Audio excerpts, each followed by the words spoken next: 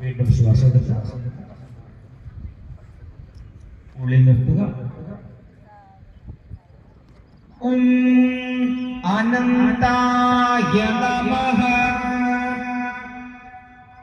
പ്രതിജ്ഞ. ശ്വാസം ഉള്ളിൽ നിർത്തുക.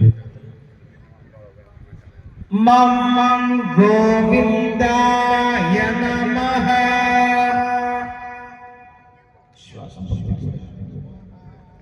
ഇവിടെ ബാഹ്യശുദ്ധി ആഭ്യന്തര ശുദ്ധി വരുത്തി കഴിഞ്ഞിരിക്കുന്നു. ഇനി സങ്കല്പശുദ്ധിയാണ്. അതിന് ധ്യാനമാണ്, ലഘുവായൊരു ധ്യാനമാണ് പറയാൻ പോകുന്നത്.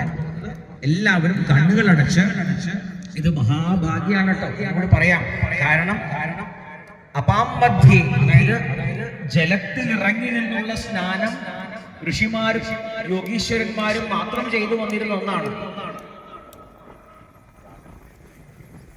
കണ്ണുകൾ അടച്ചു നിൽക്കുക, മനസ്സ് സ്വസ്ഥമാക്കി അവനവനെ ഒന്ന് അവലോകനം ചെയ്യുക. അവലോകനം എന്ന് പറഞ്ഞാൽ നോക്കി രക്ഷിക്കുക എന്നർത്ഥം. അവനവനെ നോക്കി രക്ഷിക്കുക. ശേഷം സ്വസ്ഥമായി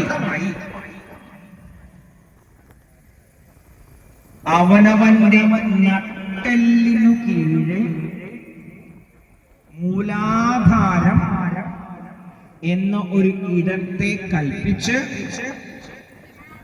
അവിടെ ഒരു ചൈതന്യത്തെ കാണുക. മൂലാധാരത്തിൽ ചൈതന്യമയമായ ഒരു പ്രകാശത്തെ കാണുക.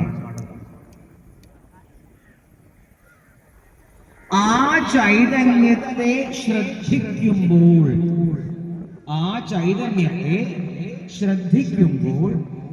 അത് ഇളകുന്നതായി അറിയുക.